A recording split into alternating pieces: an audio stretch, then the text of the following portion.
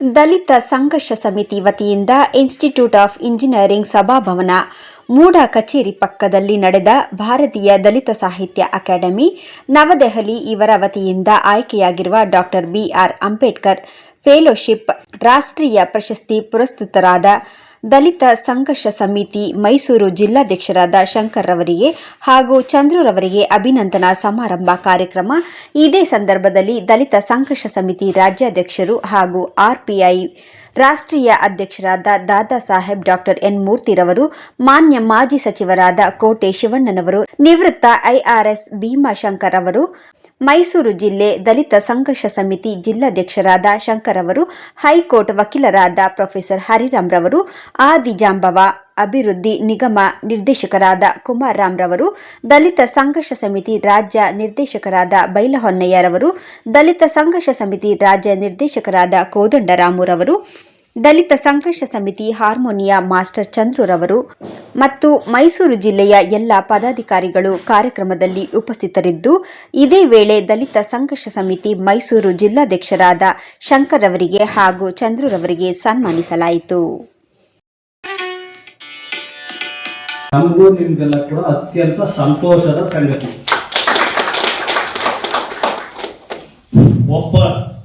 ಒಬ್ಬ ಹೋರಾಟಗಾರನಲ್ಲಿ ಸಹಸ್ರಾರು ಜನ ಕವಿಗಳು ಸಾಹಿತಿಗಳು ಇರ್ತಾರೆ. ಅದೇ ಒಬ್ಬ ಕವಿ ಅಥವಾ ಸಾಹಿತಿಯಲ್ಲಿ ಒಬ್ಬ ಹೋರಾಟಗಾರನಿದ್ರೆ ಈ ದೇಶಕ್ಕೆ ಅದ್ಭುತವಾದಂಥ ಕೊಡುಗೆ ಕೊಡಬಹುದು ಅನ್ನೋ ಭಾವನೆಯನ್ನ ಈ ಸಂದರ್ಭದಲ್ಲಿ ವ್ಯಕ್ತಪಡಿಸ್ತೀವಿ. ಏನು ಅಭಿನಂದನೆ ಇಲ್ಲಿ ಅವರಿಗೆ ಮೈಸೂರಲ್ಲಿ ಅಭಿನಂದನೆ ಮಾಡ್ತಾ ಇದೀವಿ, ಅವರಿಗೆ ದೆಹಲಿಯಲ್ಲಿ ಪ್ರಶಸ್ತಿ ಕೊಟ್ಟಿದ್ದಾರೆ. ಅಭಿನಂದನೆ ಮಾಡೋದು, ಸನ್ಮಾನ ಮಾಡೋದು ಅಂದ್ರೆ ನಮ್ಮನ್ನ ನಾವು ಗೌರವಿಸ್ಕೊಳ್ಳೋದು, ಅಭಿನಂದಿಸ್ಕೊಳ್ಳೋದು ಅಂತ ನಾವು ಅಂದ್ಕೋಬೇಕಾಗಿದೆ. ಯಾಕಂದ್ರೆ ಈ ಸಮಾಜ ಗೌರವ ಮತ್ತು ತುಂಬಾ ಕನಿಷ್ಠ ಸಮಾಜ ಅಂತ ಕರ್ಕೊಂಡು ಸಾವಿರಾರು ವರ್ಷಗಳಿಂದ ಗೌರವನೆ ಕಾಣದಂತ ಸಮಾಜದಲ್ಲಿ ಬಂಡೆ ಮೇಲೆ ಚಿಗುರೊಡೆದಂಗೆ ಒಂದು ಪ್ರತಿಭೆ ಅಲ್ಲಲ್ಲೇ ಹೇಳೋದ್ರಿಂದ ನಾವು ಅವ್ರನ್ನ ಒಪ್ಕೋಬೇಕಾಗಿದೆ, ಅವ್ರನ್ನ ಅಭಿನಂದಿಸಬೇಕಾಗಿದೆ. ಯಾಕಂದ್ರೆ ಈ ಸಮಾಜದಲ್ಲಿ ಎಷ್ಟು ಹೋರಾಟ ಮಾಡಿದ್ರು, ಎಷ್ಟು ಪ್ರಖ್ಯಾತಿ ಪಡೆದ್ರು ಕೂಡ ಮೇಲೆ ಬರೋದು ಬಹು ಕಷ್ಟ. ಯಾಕಂದ್ರೆ ಅಷ್ಟು ಬಲಿಷ್ಠವಾದಂತ ಸಮಾಜ, ಮೇಲ್ವರ್ಗ, ಮೇಲ್ಜಾತಿ, ಮೇಲ್ಸ್ತರಗಳು ಮೇಲೆ ಇದಾವೆ. ಆ ಕಾರಣದಿಂದ ನೀವು ಶಂಕರ್ ಅವರನ್ನ ಇಂತಹ ಅನೇಕ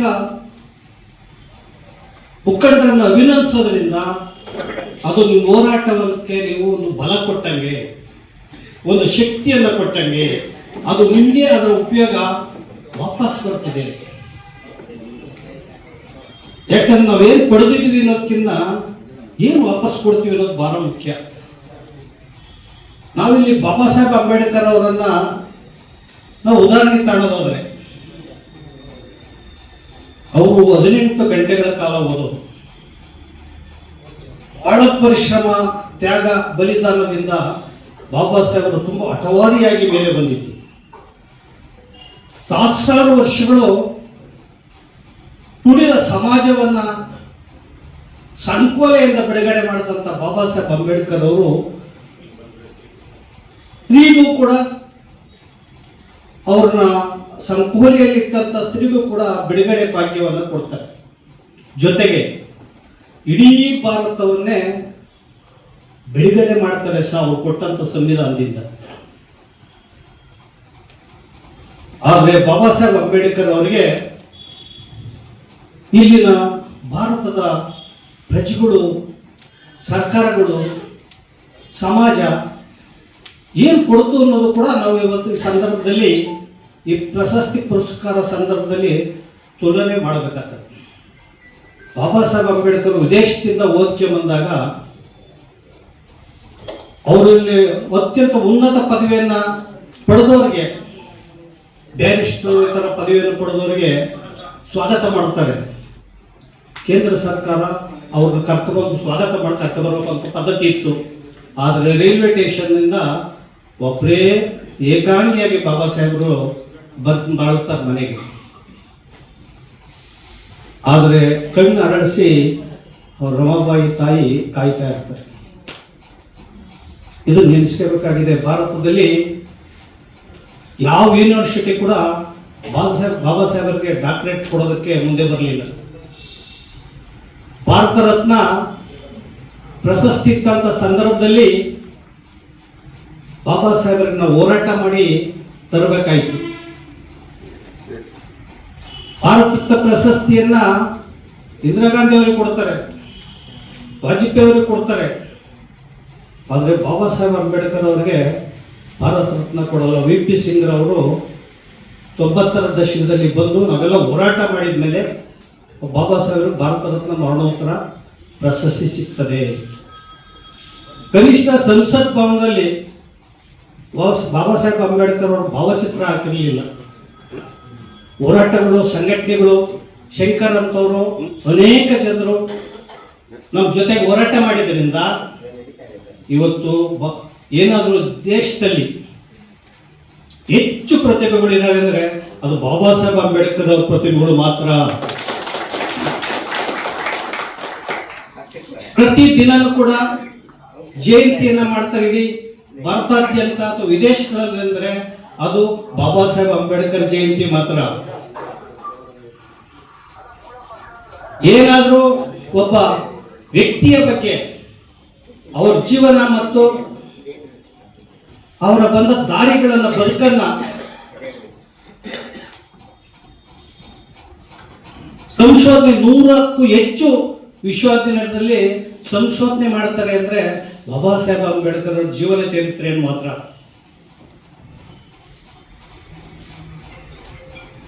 ಅಂದ್ರೆ ಒಬ್ಬ ಹೋರಾಟಗಾರ ಮೇಲ್ ಬಂದ್ರೆ ಏನೆಲ್ಲ ಚರಿತ್ರೆ ಹಾಕ್ತಾರೆ ಅನ್ನೋದನ್ನ ಈ ಸಂದರ್ಭದಲ್ಲಿ ಮನನ ಮಾಡಬೇಕಾಗ್ತದೆ. ಅವತ್ತಿನ ಪರಿಸ್ಥಿತಿನೂ ಕೂಡ ಹಿಂದಕ್ಕೆ ಹೋಗಿ ನೋಡಬೇಕಾಗ್ತದೆ. ಬಾಬಾ ಸಾಹೇಬ್ ಅಂಬೇಡ್ಕರ್ ಅವರು ಪ್ರಧಾನಿ ಆ ಕಾಲದ ಬ್ರಿಟಿಷ್ ಪ್ರಧಾನಿ ಮೌಂಟ್ ಬ್ಯಾಟನ್ ಜೊತೆಗೆ ಕಾಶಿ ಸಂಪೂರ್ಣಾನಂದ ದೇವಸ್ಥಾನಕ್ಕೆ ಹೋಗ್ತಾರೆ. ಆದ್ರೆ ಮೌಂಟ್ ಬ್ಯಾಟನ್ಗೆ ಬಿಟ್ಬಿಡ್ತಾರೆ. ಬಾಬಾ ಸಾಹೇಬ್ ಅಂಬೇಡ್ಕರ್ ಕಾಡ್ಬಿಡ್ತಾರೆ. ಒಂದು ಆ ದೇವಸ್ಥಾನದ ಏನು ಪುರೋಹಿತ ವರ್ಗ Mountbatten, what Ambedkar why are standing there, come here. Baba Saheb Ambedkar ಅವರು ಇಲ್ಲ ಮೌಂಟ್ ಬ್ಯಾಟನ್, ವಿದೇಶದವ್ರನ್ನ ಇಲ್ಲಿ ತುಂಬಾ ಸುಲಭನಾಗಿ ಅಂತಾರೆ, ನಮ್ಮನ್ನ ನೀರು ಕೊಡಲ್ಲ, ನಮ್ಮ ದೇವಸ್ಥಾನ ಒಳಗೆ ಬಿಡಲ್ಲ, ನಮ್ಮ ಅನ್ಟಚಬಲ್ಸ್ ಅಸ್ಪೃಶ್ಯರು ಅಂತ ದೂರ ಇಟ್ಟಿದ್ದಾರೆ. ಅವ್ರಿಗೆ ಬಹಳ ಆಶ್ಚರ್ಯ ಆಗಿರ್ತದೆ. ಹಾಗೆಯೇ ಬಾಬು ಜಗಜೀವನ್ ರಾವ್ ಮಸೂರು ಕ್ರಾಂತಿ ಅಧಿಕಾರರು, ದೇಶದ ಮಾಜಿ ಪ್ರಧಾನಿ ಪ್ರಥಮ ಬಾರಿಗೆ ಅವರು ಕಾಶಿಗೆ ಸಂಪೂರ್ಣಾನಂದ ಸ್ವಾಮಿಯನ್ನ ಉದ್ಘಾಟನೆ ಮಾಡಿಸ್ತಾರೆ. ಅವ್ರು ಹೋದ ನಂತರ ಗಂಗಾಜಲವನ್ನು ತಂದು ತೋಡಿಸ್ತಾರೆ.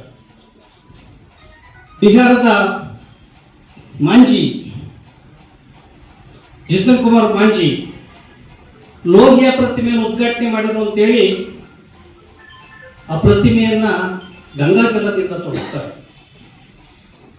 ಇಂಥ ಒಂದು ತುಂಬಾ ನಿಕೃಷ್ಟರವರು, ಕನಿಷ್ಠರು, ಕಟ್ಟಕಡೆಯವರು ಅನ್ನೋ ಸಮಾಜದಿಂದ ಬಂದು ಶಂಕರಂತರವರು ಹೋರಾಟಗಳ ನಿರಂತರವಾಗಿ ಹಠದಿಂದ ತೀವ್ರ ಚಟುವಟಿಕೆಯಿಂದ ಹೋರಾಟವನ್ನು ಮಾಡಿ ಒಂದು ಡಾಕ್ಟರ್ ಅಂಬೇಡ್ಕರ್ ಫೆಲೋಶಿಪ್ ಪಡಿತಾರೆ ಅಂದಾಗ ನಾವು ಅದನ್ನೆಲ್ಲನೂ ಕೂಡ ಒಪ್ಪಿಗೆಬೇಕಾಗ್ತದೆ, ಅವ್ರು ಪ್ರೋತ್ಸಾಹಿಸಬೇಕಾಗ್ತದೆ, ಅವ್ರ ಜೊತೆಗೆ ಇರಬೇಕಾಗ್ತದೆ. ಇವತ್ತು ಅವರು ಮೂರ್ತಿಯವ್ರಿಗೆ ಆ ಶಲ್ಯ ತೆಗೆದ್ರೆ ಆ ಶಲ್ಯ ಇದೆ ಅಂತಂದ್ರೆ ಅದು ಒಂದು ದೊಡ್ಡ ಸಂಕೇತ. ಅದು ಇಂಥ ಒಂದು ಸಂದರ್ಭದಲ್ಲಿ ಮೂರ್ತಿಯವರು ಈ ಕಾರ್ಯಕ್ರಮಕ್ಕೆ ಬರ್ತೀನಿ ಅಂತ ಹೇಳಿದ್ಮೇಲೆ ನಾನು ಅವರು ಬರುವಾಗ, ಯಾಕಂದ್ರೆ ನಮ್ಮ ಬಗ್ಗೆನೂ ಎಲ್ಲ ನಾವು ಮಂತ್ರಿ ಆಗೋ ಸಂದರ್ಭದಲ್ಲಿ ಎಲ್ಲ ಸಲಹೆ ಸೂಚನೆಗಳು ಕೊಟ್ಟು ಹೋರಾಟ ಮಾಡ್ಕೊಂಡು ಬಂದಿರ್ತಕ್ಕಂಥ ಮೂರ್ತಿಯವರು ಬರೋ ಕಾರ್ಯಕ್ರಮದಲ್ಲಿ ನಾನು ಬರಲೇಬೇಕು ಅಂತೇಳಿ ಒಂದು ಹಸು ಚಾರಿಟಬಲ್ ಟ್ರಸ್ಟಿಯಿಂದ ಒಂದು ಕಾರ್ಯಕ್ರಮ ನಡೀತಾ ಇತ್ತು. ಅದು ಒಂದು ದೊಡ್ಡ ಕಾರ್ಯಕ್ರಮ, ಯಾವುದೋ ಒಂದು ಪುಸ್ತಕ ಲೋಕಾರ್ಪಣೆ ಮಾಡ್ತಕ್ಕಂಥದ್ದು. ಆ ಕಾರ್ಯಕ್ರಮದಲ್ಲಿ ನಮ್ಮ ಡಾಕ್ಟರ್ ತಿಮ್ಮಯ್ಯನವರು ಅಲ್ಲೇ ಇದ್ದಾರೆ. ಅವ್ರಿಗೆ ಹೇಳ್ ಬಂದೆ, ನೀವು ಇಲ್ಲೇ ಇರಿ, ನಾನು ಶಂಕರ್ ಅವರ ಚಂದ್ರವ್ರ ಕಾರ್ಯಕ್ರಮಕ್ಕೆ ಹೋಗಿ ಬರ್ತೀನಿ ಅಂತೇಳಿ. ಆಯೋಜಕರು ಖುಷಿ ಏನು ಅಂದರೆ ಬಂದಿದ್ದ ಅವ್ರಿಗೆ ಇನ್ವಿಟೇಷನಲ್ಲೇ ಹಾಕ್ಬಿಟ್ಟಿದ್ದಾರೆ, ದಯವಿಟ್ಟು ಸಭೆಗೆ ಬಂದಂಥ ಅತಿಥಿಗಳು ಸಭೆಗೆಲ್ಲ ಬಾಳೆ ಎಲೆ ಊಟ ಮಾಡಿ ಸ್ವೀಕಾರ ಮಾಡೋಬೇಕು ಅಂತ ಹೇಳಿ ಹಾಕ್ಬಿಟ್ಟು ನಾನು ಬರ್ತೀನಿ ಅಂತ ಹೇಳ್ಬಿಟ್ಟು ಬಂದಿದ್ದೀನಿ. ಹಾಗಾಗಿ ಈ ಕಾರ್ಯಕ್ರಮದಲ್ಲಿ ಮೂರ್ತಿಯವರು ಬಂದಿದ್ದಾರೆ ಅಂತ ಹೇಳಿ ಬಂದೇ ಬಾರಿ ಸಂತೋಷ ಆಯಿತು. ಜೊತೆಗೆ ನಮ್ಮ ಭೀಮಾಶಂಕರ್ ನಮ್ಮ ಮಾದೇವಯ್ಯನವ್ರು ಹೇಳಿದ್ರು, ಅವ್ರು ಕೊನೆಯಲ್ಲಿ ಕೊಡ್ತೀವಿ ಅಂತ. ಹೆಚ್ಚು ವಿಷಯಗಳನ್ನ ಮಾತಾಡ್ತಕ್ಕಂಥವ್ರು, ಅಂಕಿಅಂಶಗಳನ್ನ ತಿಳ್ಕೊಂಡಿರ್ತಕ್ಕಂಥವ್ರು. ನಮ್ಮ KH ಮುನಿಯಪ್ಪನ ಕಲಸಭೆಗಳಲ್ಲಿ, ಬೇರೆ ಬೇರೆ ಕಲಸಭೆಗಳಲ್ಲಿ ನೋಡ್ತೀನಿ, ಮುಖ್ಯಮಂತ್ರಿಗಳ ಹತ್ರ ಹೋಗೋಂಥ ಸಭೆಗಳಲ್ಲೂ ನೋಡ್ತೀನಿ. ಅಂಕಿಅಂಶಗಳನ್ನ ಇಟ್ಕೊಂಡು ಅವ್ರಿಗೆ ಮುಟ್ಟಬೇಕು, ವಿಚಾರ ಅರ್ಥ ಆಗಬೇಕು. ಆ ರೀತಿಯಲ್ಲಿ ಭೀಮಾಶಂಕರ್ ಅವರು ಕೂಡ ಬಂದು ಇವತ್ತು ಈ ಸಭೆಯಲ್ಲಿ ಭಾಗವಹಿಸ್ತಾರೆ ಅಂತ ಭಾರಿ ಸಂತೋಷ ಆಯಿತು. ನಮ್ಮ ಮಾದೇವಯ್ಯನವರು ಅವರಿಗೆ ಕೊನೆಯಲ್ಲಿ ಮಾತಾಡಿ ಅಂತ ಹೇಳೋ ಉದ್ದೇಶವನ್ನು ಅಂತ ಹೇಳಿದ್ರೆ ಸವಿಸ್ತಾರವಾಗಿ ಹೇಳಿ ಅನ್ನೋ ದೃಷ್ಟಿಯಿಂದ ಅವರು ಹೇಳಿದ್ದಾರೆ. ಅದನ್ನ ದಯವಿಟ್ಟು ತಾವು ಕೊನೆಯವರೆಗೆ, ಊಟ ಆಗೋವರೆಗೆ ಇದು ಕೇಳಬೇಕು ಅಂತ ಹೇಳಿ ನಾನು ವಿನಂತಿಯನ್ನ ಮಾಡ್ಕೊಳ್ತೀನಿ. ಹಾಗೆ ನಮ್ಮ ಸಂಪತ್ ಅವರು ರಾಷ್ಟ್ರೀಯ ದಲಿತ ಸಾಹಿತ್ಯ ಅಕಾಡೆಮಿ ಕಾರ್ಯದರ್ಶಿಗಳು, ಅವರು ಕೂಡ ಬಂದು ಇಲ್ಲಿ ಭಾಗವಹಿಸಿದ್ದಾರೆ, ಭಾರಿ ಸಂತೋಷ ಆಗಿದೆ. ಹಾಗೆ ಆದಿಜಾಮ ನಿಗಮದ ಡೈರೆಕ್ಟ್ರು ಕುಮಾರ್ ಅವರು, ನನಗೆ ಬೆಳೆಯ ಸ್ನೇಹಿತರು, ಪಾಪ ಅವ್ರಿಗೆ ಗೊತ್ತಿಲ್ಲ ಅಂತ ಕಾಣಿಸುತ್ತೆ ಸರ್. ನಮ್ಮ ವರ್ಣದ ಕುಮಾರ್ ಅವರು ಅಧ್ಯಕ್ಷರಾಗಿದ್ದಾರೆ, ನಿಮಗೆ ಗೊತ್ತಾ ಅಂದ್ರು. ಸನ್ಮಾನ ಮಾಡ್ತೀನಿ ಅಂತ ಬಂದಿದ್ರಿ, ಅಭಿಮಾನವಾಗಿ ತಾವೆಲ್ಲ ಬಾರಿ ಬಂದಿದ್ರಿ. ಮೂಗೂರು ಸಿದ್ದರಾಜ್ ಅವ್ರಿಗೆ ಆಗಲೇ ಸನ್ಮಾನ ಕೇಳಿದ್ರು, ಈಗ ಬಂದು ಋಣ ಹಾಕಕ್ಕೆ. ಮೂಗೂರು ಸಿದ್ದರಾಜ್ ಅವರು ಈಗ ಬಂದಿದ್ದಾರೆ, ಅವ್ರಿಗೆ ಸ್ವಾಗತ ಮಾಡ್ತೀನಿ. ಜೊತೆಗೆ ಇಲ್ಲಿ ಮಾಧ್ಯಮದವರು ಕೂಡ ಇದ್ದಾರೆ, ಎಲ್ಲ ಬಾರಿ ಪ್ರಮುಖ ನಾಯಕರಲ್ಲಿ ಮುನ್ಗಡೆ ಕೂತಿರ್ತಕ್ಕಂಥವ್ರು, ಎಲ್ಲ ಹೋರಾಟ ಮಾಡ್ತಕ್ಕಂಥವ್ರು, ಸಂಘಟನೆ ಮಾಡ್ತಕ್ಕಂಥವ್ರು. ಹಾಗಾಗಿ ಈ ಒಂದು ಕಾರ್ಯಕ್ರಮಕ್ಕೆ ನನ್ನನ್ನು ಕೂಡ ಆಹ್ವಾನ ಮಾಡಿರ್ತಕ್ಕಂಥದ್ದು ಸಂತೋಷ ಆಗಿದೆ. ಈ ಸಂದರ್ಭದಲ್ಲಿ ಮೂರ್ತಿಯವರು ಮಾತಾಡಿದಾಗೆ ಫೆಲೋಶಿಪ್ ಪಡಿತಕ್ಕಂಥದ್ದು ಸುಲಭ ಅಲ್ಲ. ಅದು ಸಂಘಟನೆಗಳಿಗೆ ಸಿಕ್ಕಿರ್ತಕ್ಕಂಥ ಗೌರವ ಜೊತೆಗೆ ಶಂಕರಂತಿಯವರಿಗೆ ಸಿಕ್ಕಿರ್ತಕ್ಕಂಥದ್ದು ಹೋರಾಟಗಾರರಿಗೆ ಮತ್ತು ಸಮಾಜಕ್ಕೆ ಒಂದು ಗೌರವ ಸಿಕ್ಕಿದೆ ಅಂತೇಳಿ ನಾನು ಭಾವನೆ ಮಾಡಿಕೊಂಡಿದ್ದೀನಿ. ಹೋರಾಟದ ಜೊತೆಗೆ ಈ ಮೂರ್ತಿಯವರು ನಾನು ನೋಡಿದ್ದೀನಿ ಭಾರಿ ವರ್ಷಗಳಿಂದ, ಅದು ಮುಖ್ಯಮಂತ್ರಿಗಳ ತಲೆ ಆಗಲಿ, ಪ್ರಧಾನಮಂತ್ರಿಗಳ ತಲೆ ಆಗಲಿ, ಯಾವುದೇ ಮಂತ್ರಿಗಳಲ್ಲಿ ಯಾವುದೇ ಮುಲಾಜಿಂದನೇ ಹೋಗಿ ದಲಿತರಿಗೆ ಅಲ್ಲದೆ ಹಿಂದುಳಿದವ್ರಿಗೆ, ಬೇರೆ ಬೇರೆಯವ್ರಿಗೆ ಅನ್ಯಾಯ ಆದಾಗ ಆಗಲೇಬೇಕು ಅಂತ ಗಟ್ಟಿ ಧ್ವನಿಯಲ್ಲಿ ಹೇಳ್ತಕ್ಕಂಥವ್ರು ಮಾನ್ಯ ಮೂರ್ತಿಯವರು. ಅವರು ಬಹುಶಃ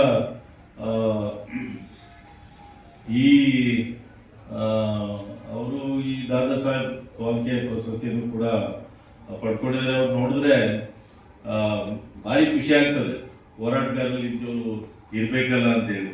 ನನಗೆ ಹೇಳ್ತಾ ಇದ್ರು, ಮತ್ತೆ ನಿಮ್ಮನ್ನ ಸಮಾಜ ಕಲ್ಯಾಣ ಸಚಿವರಾಗಿ ನೋಡಬೇಕು ಅಂತ. ಅವ್ರ ಆರೈಕೆಯಿಂದ ಆಗಿದ್ದು ನನಗೆ ಮೂರ್ತಿಯವರೇ ಹೇಳ್ಬೇಕು ಅಂತ ಹೇಳಿದ್ರೆ, ಹೆಗ್ಗಡದೇವ್ರ ಕೋಟೆ ಎಷ್ಟಿ ಆಗದೆ ಹೋಗಿದ್ರೆ ಜೀವನ ಪರ್ಯಂತ MLA ಆಗಿರ್ತಾರೆ, ಎಲ್ಲಿವರೆಗೆ ಮಾಹಿತಿದ್ದು ಅಲ್ಲಿವರೆಗೆ ಇರ್ತಿದ್ರು. ಅಂದ್ರೆ ಈಗಲೂ ಕೂಡ ಜನ ಅಷ್ಟೇ ವಿಶ್ವಾಸವಾಗಿದ್ದಾರೆ. ನಾನು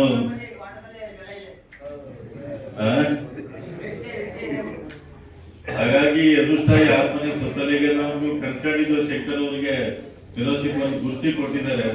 ಸೇವೆ ಮಾಡಿಕೊಂಡಿರೋರಿಗೆ ಯಾವುದೇ ಸಂದರ್ಭದಲ್ಲಿ ಅದು ಪ್ರಶಸ್ತಿಗಳು ಬರ್ತವೆ. ಪ್ರಶಸ್ತಿಗಳನ್ನ ನಾವು ಬಂದಾಗ ನಾವದ್ರ ಜವಾಬ್ದಾರಿ ಜಾಸ್ತಿ ಆಯ್ತು ಅಂತ ಅನ್ಕೊಳ್ಬೇಕು. ಹಾಗಾಗಿ ಅವರು ಇನ್ನೂ ಹೆಚ್ಚಿನ ಸಂಘಟನೆ ಮಾಡಿ, ಅವರು ಚಂದ್ರ ಅವರು ಒಂದು ಒಳ್ಳೆಯ ಕೆಲಸವನ್ನ ಮಾಡಲಿ, ಅವ್ರಿಗೆ ಶುಭ ಹಾರೈಸ್ತೀನಿ. ನಮ್ಮ